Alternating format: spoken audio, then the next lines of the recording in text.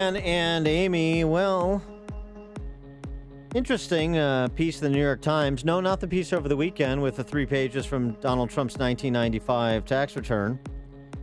But this piece from 1995 that the New York Times observed, and I'm quoting from the paper, though there are still 4 years to go in the 90s, business and government leaders in New York honored Donald J. Trump yesterday for pulling off what they called the comeback of the decade. Well, looky here. Okay. Mr. Trump, the developer who came to epitomize opulent wealth during the 80s before tumbling into deep financial trouble, has managed to erase much of his debt and is moving ahead with major projects at a time other developers are idling.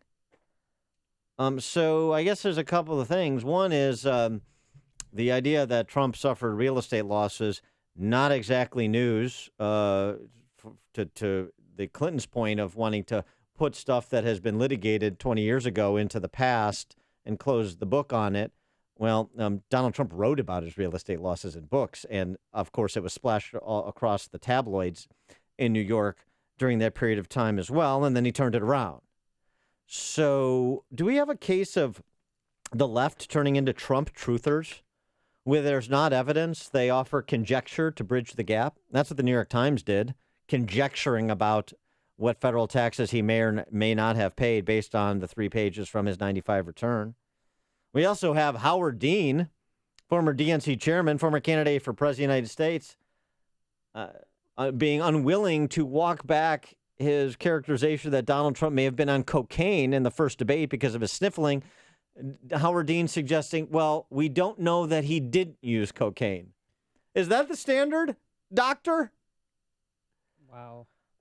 Do we have Trump trutherism going on here on the left? So a man has never had a drop of alcohol in his life. Let's put that question to our friend Joe Trippi. He, of course, is Fox News contributor, Democrat strategist, and former manager for the Howard Dean presidential campaign. Joe, thanks for joining us. Appreciate it. Good to be with you, Dan and Amy. So what about the Howard Dean comment, since he's a former client of yours? Well, I wouldn't have advised him to do it, but or have said it. I would have advised him to take it back. But, of course, it wouldn't be the first time the man hasn't listened to me. So. Okay, fair point.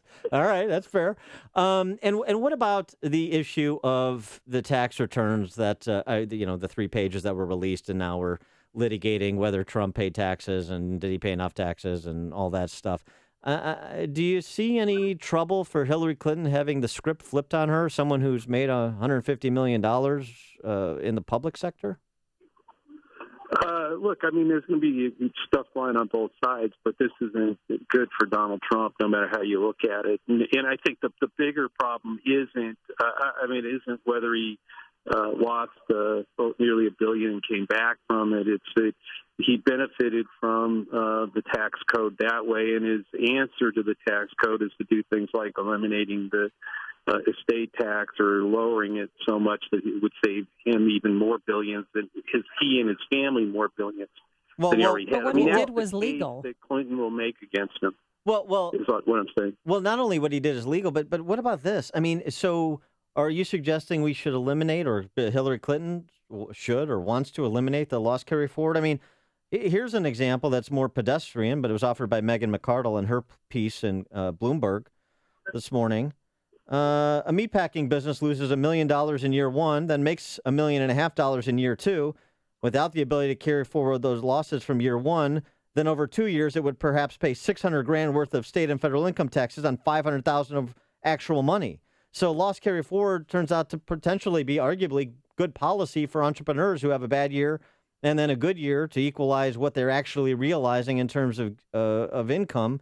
And so Donald Trump doing that on a grand scale is a bad thing, but the meatpacking plan is not a bad thing. No. I think the issue here is under the code at the time, he could have borrowed $900 million of that money, and he could have been forgiven, and he would still claim the $900 million loss on his tax return. For something that could have been a $1 million investment. This could all be cleared up by him releasing his taxes.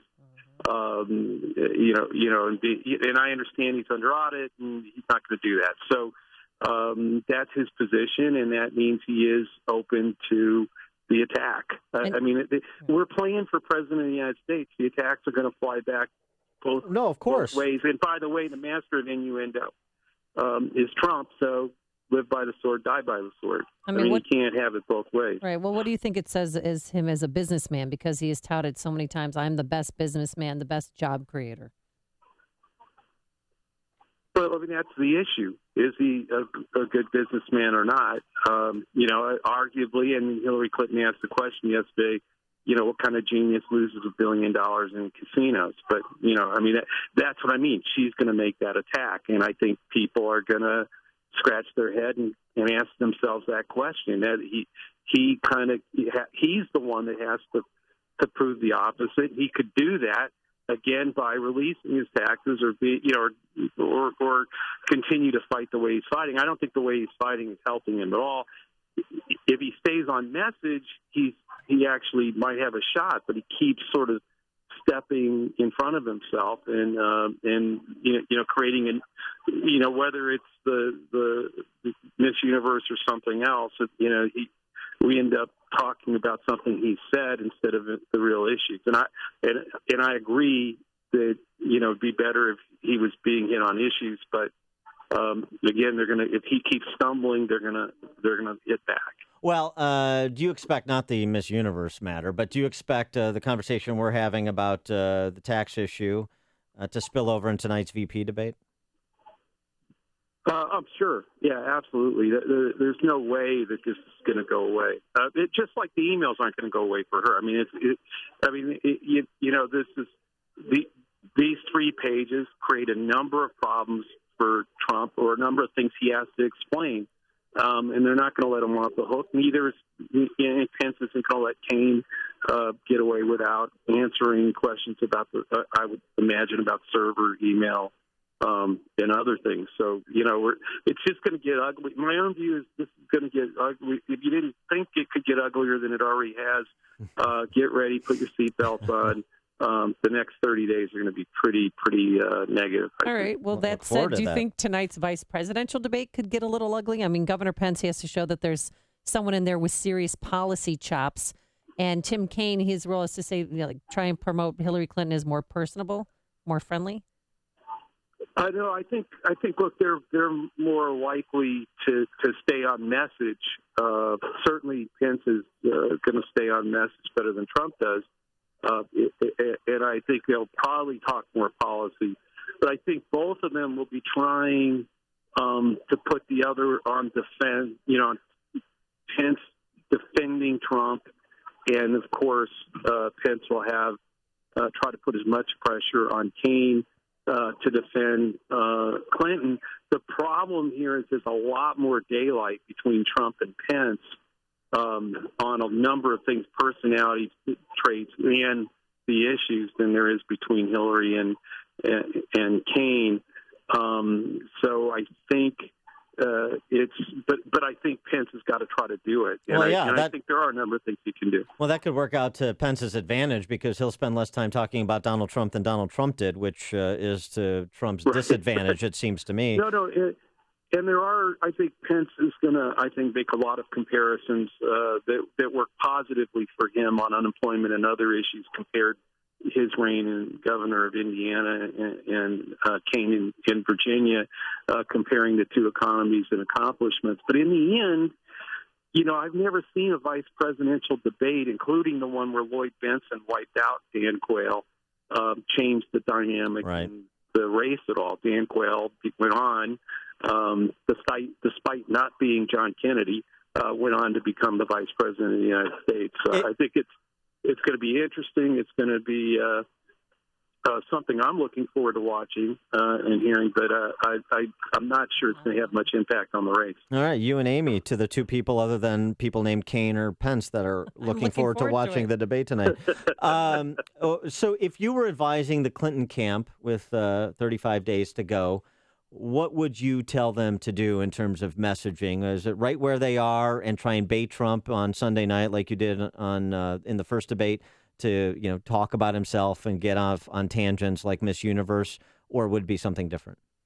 No, that's all they're gonna. I think that's all you're gonna see them do is just bait, and hope he takes it for the next 30 days. I mean, at that debate, if she'd thrown minnows out on the stage, you thought he would have chased them all over the place. I mean, he really doesn't have the discipline to not take it, which is just amazing to me given that this far into the race. But I think as long as that works, they're going to keep doing it. He's blown or wasted 5 or 6 days now after that debate, still chasing some of those things around. All right. He is Joe Trippi, Fox News contributor, Democrat strategist, former manager for Howard Dean's presidential campaign. Joe, thanks as always for joining us. Appreciate it. Great to be with you guys. Have me back. Look forward to it. Great. Thank you, Joe. And he joined us on our turnkey.pro answer line.